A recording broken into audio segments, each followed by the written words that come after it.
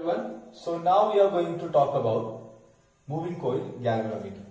So in moving coil galvanometer, like what is a moving coil galvanometer? It is a device which we use. Galvanometer, we all know what is galvanometer, right? We use this device to measure electric current, a small amount of electric current, and usually we use this one to detect the current, to indicate the current as well. Okay, so that is what is moving coil galvanometer. So it is a device which we use to measure or which we use to indicate small amount of current or the current in an electric circuit. Okay, so what is the principle of this? If we place, principle is what we have learned in the last video, that is the principle.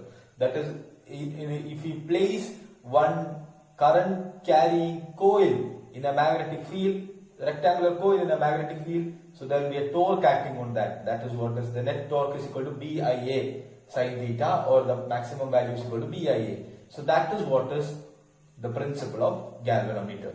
So again, you have to read that along with my class. I mean, you have to read that portion. I mean, the working portion and the diagram and the working portion. That is your assignment. You have to check that. Okay, it's very easy.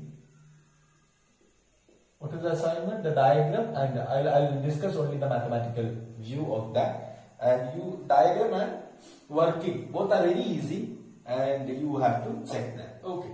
So if you have it out, you check the previous video and how the how the torque acting, how we find out the torque acting on that. That is what is the work. Okay. So, and the setup also. Okay. And also you check this. Torque is equal to B cross F. So here one force will act on this side in this direction, and one force will act on this in this direction. So in two-dimensionally we cannot show that, but the force will be like this. Okay, so that is what is the exact case. That is the 90-degree case. I mean the maximum value case. Okay, so torque is equal to B cross F, and B into F, which is equal to B into BIL. So which is nothing but how much is L into B? L into B is nothing but the area, which is this much is L and this one is B. That is how they have taken. So in the previous case we have taken this is A and this is B. Both are okay only. And then L into B is equal to A. And torque is equal to NIAB. Torque is equal to NIAB. So this is what we have learned. What is N here? N is an extra term, which is number of turns. Number of turns. N is nothing but number of turns. And also in first year class we have learned that, especially in oscillation, you must have seen that like some of the problems we have associated with this. That is, torque is nothing but K theta. In the case of a fixed wire, and when you test that, so you can find out that torque is equal to K theta. This one we have learned it. So what is K here? K is nothing but torsional constant. Torsional constant, or what is theta K? What is K is nothing but it is the total amount of coupling. Coupling per unit twist. Coupling per unit twist. That is what is K. And what about theta? Theta is nothing but amount of twist. Amount of twist. So now you remember where we have used this, where we had used this before. That fix a rope over there, and when you rotate it, then that is what is the case. Okay. So here NIAB is equal to K theta, and I is equal to K divided by NAB into theta, or I is proportional to theta. How much is the twist? Or I is equal to G theta. So K by NAB, K divided by NAB, that is equal to G. So what is G? G is nothing but galvanometer constant, or it is nothing but the galvanometer constant.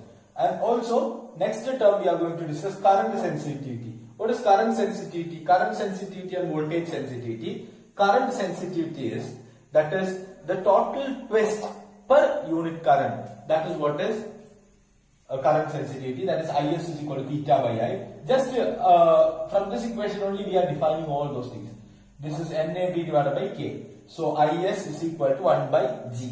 So NAB divided by K by NAB, G. So NAB divided by K is equal to 1 by G. And IS, look at IS equation. Current sensitivity is NAB divided by K. So here IS is proportional to N, IS is proportional to A, IS is proportional to B, inversely proportional to K. So you have to write what are the conditions of, to increase IS, current sensitivity. Increase N, increase A, increase B, decrease K. Okay.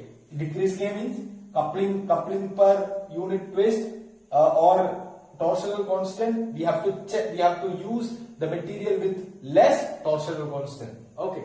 So next one, voltage sensitivity. Vs is equal to theta divided by V, that is unit twist per. What is voltage sensitivity? It is nothing but unit twist per, total twist per unit voltage.